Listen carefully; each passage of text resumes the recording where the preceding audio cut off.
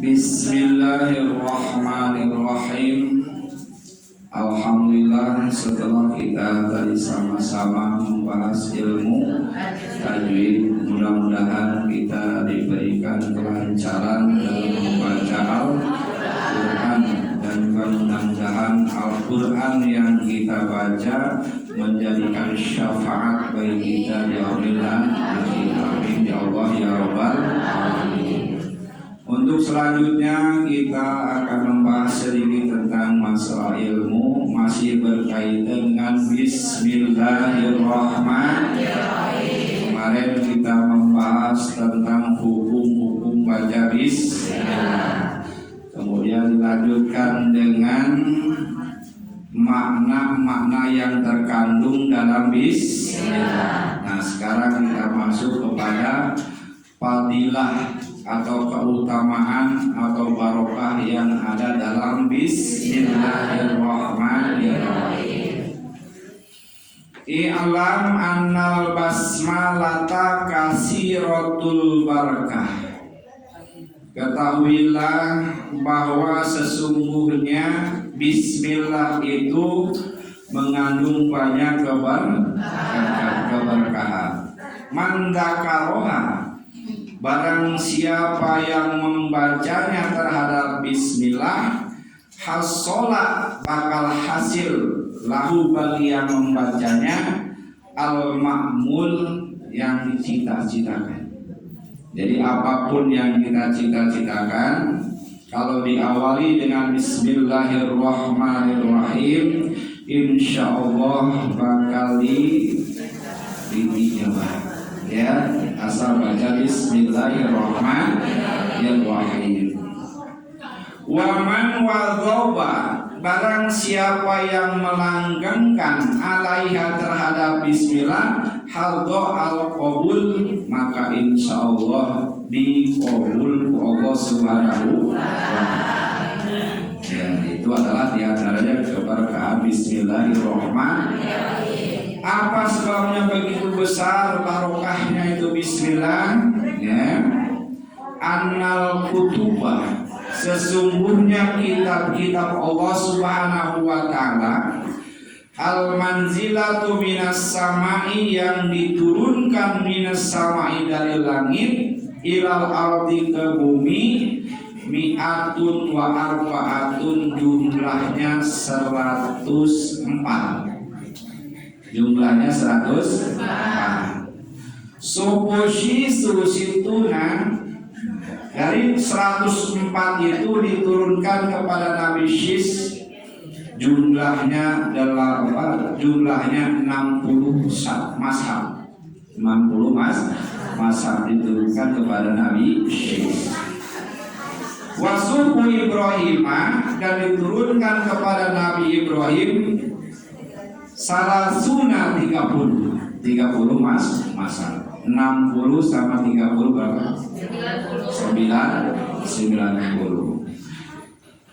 Kemudian wa mashu Musa, saat Nabi Musa qabla Taurat asyaratun, sebelum diturunkan di kitab Taurat kepada Nabi Musa terlebih dahulu menerima mashab itu jumlahnya 10.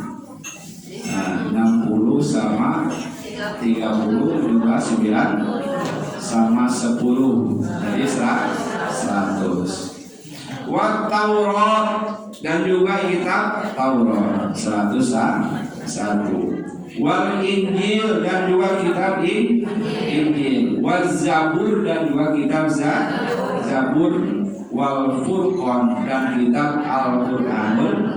Jadi jumlahnya 104 mashab yang diturunkan dari langit ke bumi.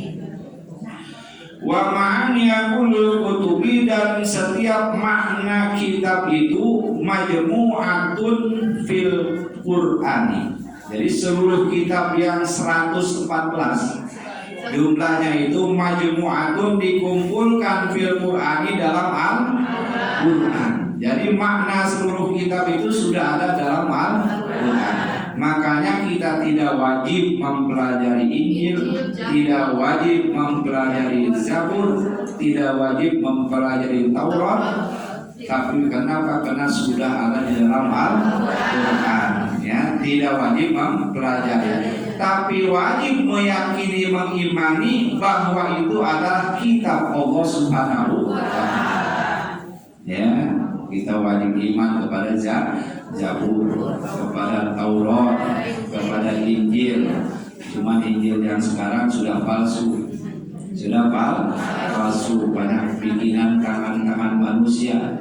Kalau tidak sesuai dengan zaman, dirubah ayat ini, dirubah ayat itu, sekitar ternyata palsu. Yang aslinya sudah diambil oleh Allah Subhanahu wa Ta'ala. Jadi kita wajib iman terhadap Zabur, terhadap Taurat, terhadap Injil, tapi tidak wajib mempelajari. Cukup mempelajari Al-Quran.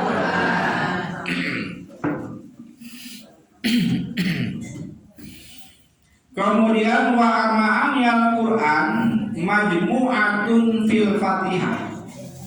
Disimpulkan lagi, Quran itu isinya terkandung dalam surat Al-Fatihah. Al-Quran dikumpulkan dalam surat Al-Fatihah. Makanya ketika Allah Subhanahu wa Ta'ala melalui Al-Quran menceritakan tentang puji-pujian, ya, maha besar Allah, maha agung, maha mendengar, maha melihat, ya, itu terkandung dalam Alhamdulillah.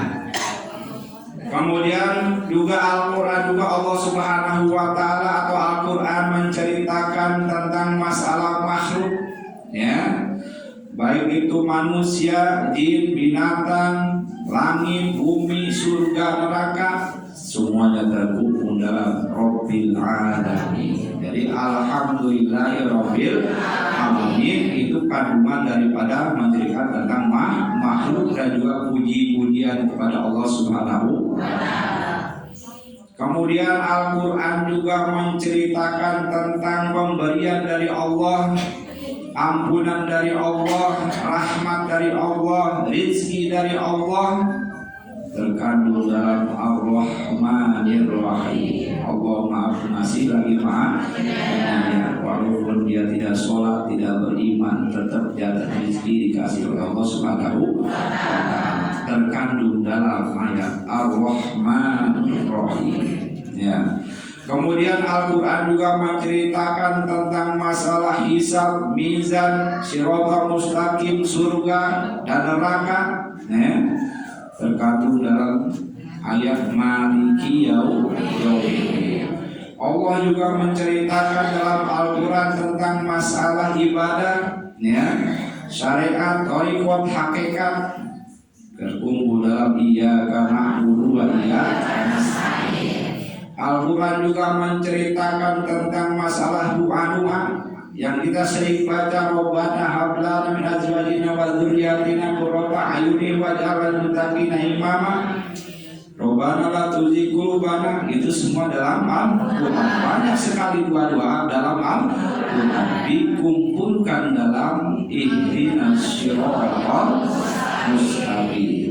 Kemudian Al-Quran menceritakan orang-orang yang dikasih nikmat, para ulama, para syuhada, para sholihin, para nabi, para rasul utusan Allah Subhanahu wa Ta'ala, diberikan kenikmatan oleh Allah Subhanahu wa Ta'ala. Shiratal ladzina an'amta 'alaihim ghairil maghdubi 'alaihim waladdallin. Kemudian Al-Quran juga menceritakan tentang orang-orang yang sesat, ya, orang-orang yang dimurkai Allah Subhanahu wa Ta'ala, ghairil maghdubi 'alaihim waladdallin. Amin. Amin bukan Al-Quran.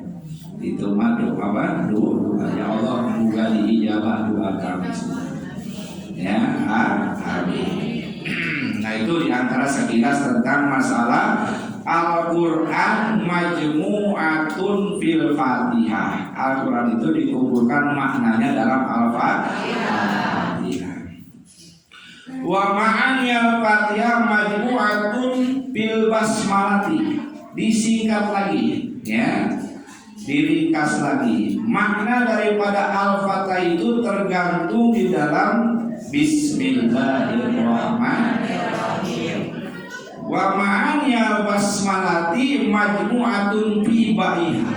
Ya, makna bismillah juga masih dikumpulkan dalam huruf ba. Bismillahirrahmanirrahim.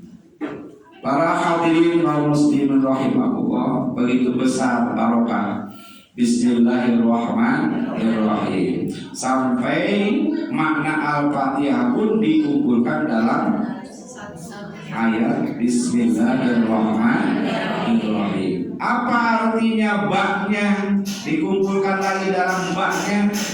Artinya adalah birrullah. Bak itu adalah birrullah, kebaikan Allah Subhanahu wa ta'ala. Contoh, Allah Subhanahu wa ta'ala memberikan udara, oksigen untuk makhluk-makhluknya. Ya, bukan hanya menyiapkan oksigen udara, tapi juga alat untuk menghisapnya. Ya, saking baiknya Allah Subhanahu wa ta'ala, diberikan hidung alat untuk menghisap udara. Tidak cukup demikian, supaya udara ini yang masuk ke dalam bersih, juga dikasih filter udara, bulu hidung. Itu adalah bentuk kebaikan Allah Subhanahu wa ta'ala. Juga tidak cukup sampai di situ, itu lubang hidungnya tidak menghadap ke atas. Saking baiknya Allah Subhanahu wa ta'ala. Kalau menghadap ke atas, kalau hujan bagaimana? Nah, itu adalah itu kadang-kadang tidak disadari oleh kita. Kadang-kadang tidak disadari. Kalau disadari pasti bersyukur, alhamdulillah. Ya. Dan juga contoh yang kedua, misalkan ya, saking baiknya Allah Subhanahu wa ta'ala, ibu-ibu sealam dunia tidak memohon ampun, tidak beristighfar, tapi itu dosanya dikurangi oleh Allah Subhanahu wa ta'ala berkat para khotib. Ya, para khotib Jumat membacakan doa sampai doa itu diwajibkan di dalam Allahumma ighfir lil muslimin wal muslimat, muslim lelaki dan muslimat, muslim lelaki dan muslim perempuan, wal mukminin wal mukminat. Ya, didoakan al ahya'i minhum wal, baik yang sudah mati atau masih hidup didoakan. Nah, yang mendoakannya orang yang lagi sholat. Ya, insya Allah diampuni oleh Allah Subhanahu wa ta'ala. Padahal kita yang didoakannya lagi nonton sinetron. Ya, itu adalah bentuk kebaikan Allah Subhanahu wa ta'ala. Walaupun kita tidak minta maaf, sudah ada yang memohon maaf. Ya, terima kasih. Walhamdulillah. Itu huruf ba. Setelah huruf ba, dalam bismillah yang kedua huruf sin. Huruf sin.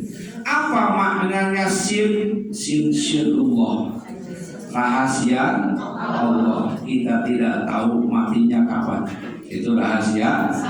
Kita tidak tahu dapat rezeki banyak dari Allah kapan. Itu rahasia Allah. Kita tidak tahu mendapat jodoh siapa. Rahasia Allah. Punya rahasia. Walaupun kita ahli ilmu, ahli apa, tetap tidak bisa membuka rahasia Allah Subhanahu wa ta'ala. Nah, itu sirullah, rahasia Allah. Kemudian setelah huruf sin ada huruf mim. Ya, huruf apa artinya? Munatullah, karunia Allah. Alhamdulillah kita dikaruniai anak.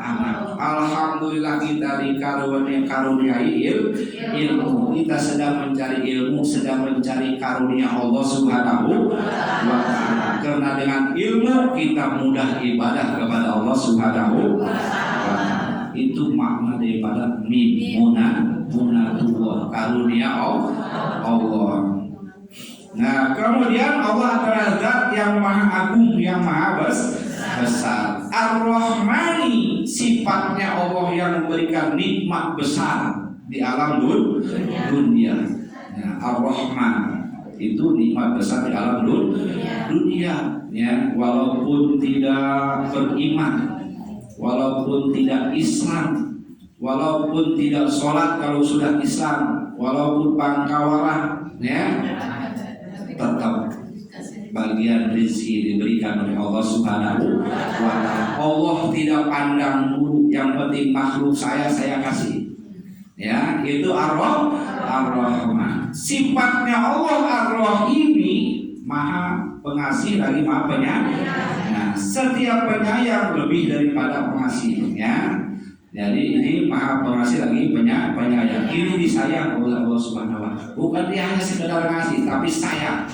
Nah, nikmat seperti ini adalah nikmat khusus orang-orang yang beriman kepada Allah Subhanahu wa Ta'ala, dan diberikannya nanti di akhirat oleh Allah Subhanahu wa Ta'ala berupa surganya Allah Subhanahu wa Ta'ala. Ar-Rahim bagi orang-orang yang beriman kepada Allah Subhanahu wa Ta'ala. Ini khusus, ya, khusus gitu. Cuman kenapa disebut nikmat kecil? Karena yang menerimanya sedikit. Ya, yang masuk surganya sedikit, ya. Seperti misalkan ya kita ketika sholat sunat subuh lebih baik daripada dunia dan isinya. Saking besarnya nikmat di surga Allah Subhanahu wa Ta'ala. Nah, itu sifatnya Allah Ar-Rahim, ya, Maha Penyayang, kasih sayang dari Allah Subhanahu wa Ta'ala. Cuman yang menerimanya hanya orang-orang yang beriman. Ya, di zaman Nabi Adam yang beriman kepada Nabi Adam bahwa Nabi Adam Rasul masuk surga. Kemudian Nabi Ibrahim yang beriman kepada Nabi Ibrahim, ya, dia masuk surga. Kepada Nabi Musa dia masuk surga.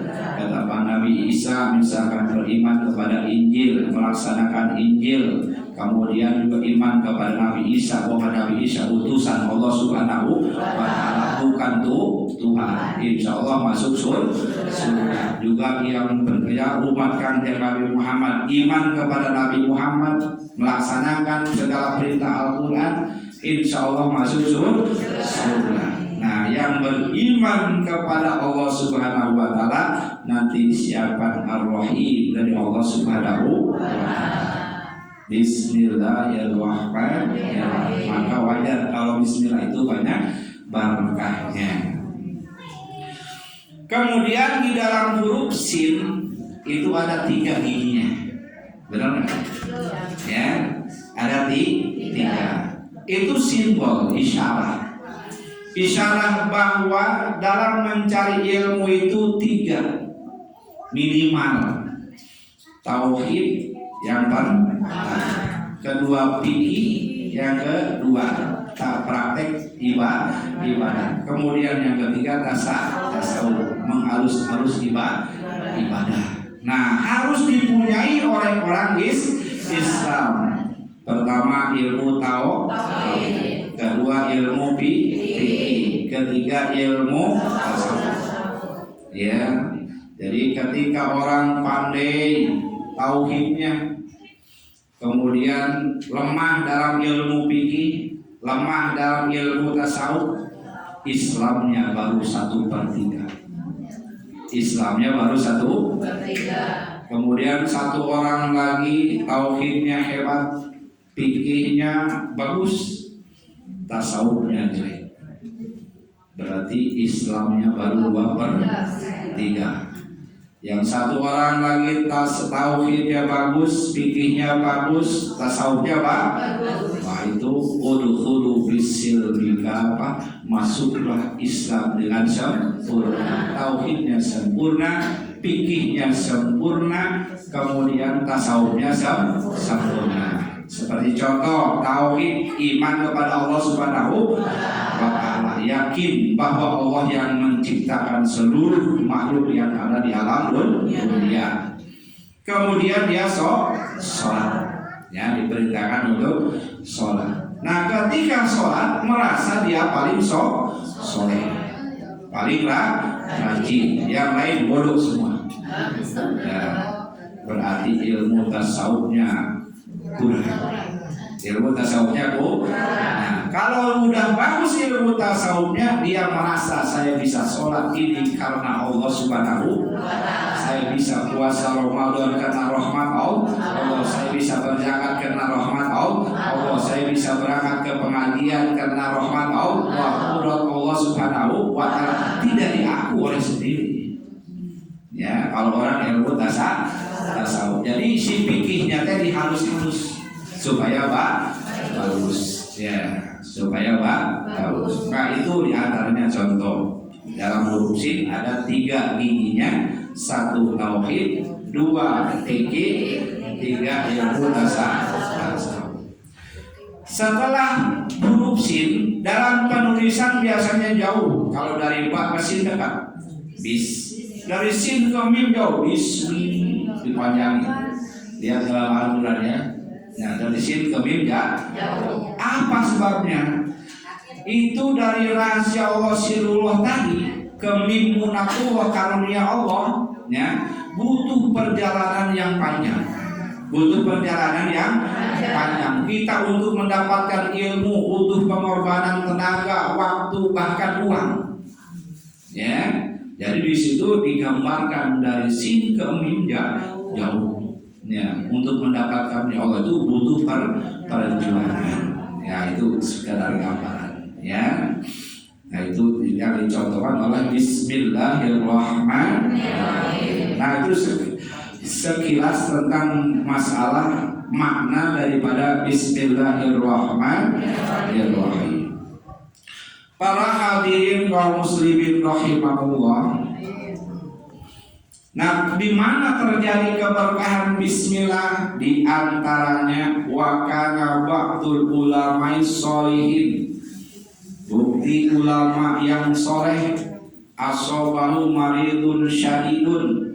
Dia sewaktu-waktu kena penyakit yang begitu hebat. Ya, penyakit yang begitu hebat. Ajaza baik, bahkan dokter aja tidak mampu secara syariat untuk menyembuhkan penyakit tersebut, tidak mampu.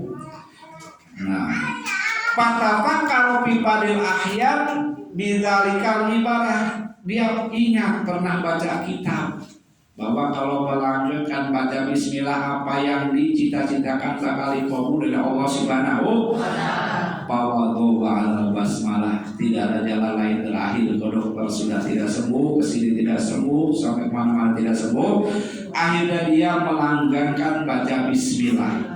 Min ghairi adadin masurin, yang tidak dihitung jumlahnya. Pokoknya sebab bismillahirrahmanirrahim, bismillahirrahmanirrahim. Ya, kecuali kalau lagi ada tamu ya. Lagi sendiri bismillahirrahmanirrahim, bismillahirrahmanirrahim. Fasyafahullahu ta'ala. Alhamdulillah Allah menyembuhkan ulama tersebut bibarakatnya dengan berkah membaca bismillahirrahmanirrahim. Ya, bacanya dengan penuh keyakinan dan keimanan insya Allah. Kemudian wahukia dan dihikayatkan inna imro'atan, sesungguhnya perempuan. Ya, karena ini pengajian ibu-ibu pengajian perempuan yang kita bahas. Inna imro'atan, sesungguhnya perempuan, kana lahu zawjun munafikun. Perempuan tersebut mempunyai suami yang munafik. Mempunyai suami. Insya Allah, alhamdulillah di sini tidak.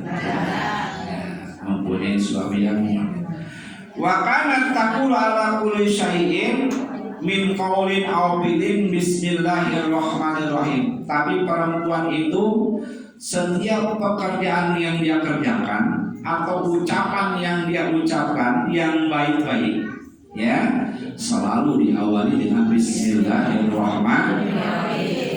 Faqala zawjaha ala nama ahjalaha, suaminya yang munafik tidak betah, ya, melihat perempuannya atau istrinya selalu baca bismillah, dia merasa terganggu, merasa terganggu karena punya sifat munafik. Ya, lam ala nama ahjalah, nanti orang ini istri saya kerjain. Kemudian pakola jauh-jauh apalana makhbalana pada apa dia alaiha surah, ya, mengerjainya seperti apa? Akhirnya dia diserahkan satu dompet yang penuh dengan uang oleh suaminya yang munafik. Wakola ihfadhiha, suaminya mengatakan ini simpan yang rapi, uang ini simpan yang rapi. Pawadu'atha fi mahalin wawadotha, kemudian disimpan oleh istrinya ke dalam lemari, tapi tidak lupa dengan membaca Bismillahirrahmanirrahim. Kemudian si suaminya setelah menyerahkan uang dompet yang penuh uang tadi, sengaja suaminya pura-pura lupa, tidak ditanyakan, sudah lama tidak ditanyakan oleh suaminya. Pagobalaha pakhoda surah, kemudian dia tidak bertanya kepada istrinya di mana uang itu, akhirnya diambil sendiri. Kemudian waromah pidrin pidari, dibuang, dilempar ke dalam sumur yang ada di dalam rumahnya, dibuang, dilemparin ke dalam sumur. Sumatola bahamina, kemudian dia pura-pura mencari. Suaminya pura-pura mencari dompet yang penuh uang tadi. Pajak ilama haliha, si perempuan tadi datang ke dalam tempat duit sambil membaca Bismillahirrahmanirrahim. Nah, ketika baca Bismillahirrahmanirrahim, wa amarallahu ta'ala Jibril alaihissalam ayunazila sari'an wa yu'idu surata ila makaniha. Jibril, itu uang di dalam sumur, ambil, kembalikan kepada tempatnya tadi.